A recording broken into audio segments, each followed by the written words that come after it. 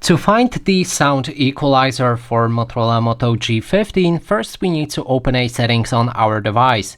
Scroll down looking for the sounds and vibrations and enter it. Then if we scroll down, there should be an option for Dolby Atmos and we want to select that.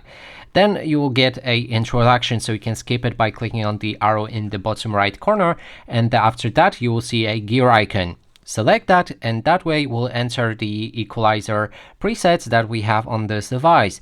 You can select whichever one you like and then edit also any one you like with the pen button. If you want, you can go for a custom one and then create your own equalizer by using a sliders to adjust it however you like. And there's also presets again that you can use. Surround virtualizer, which uses a spatial audio, and volume leveler, which allows you to hear the same volume level for each audio source. And that is basically everything.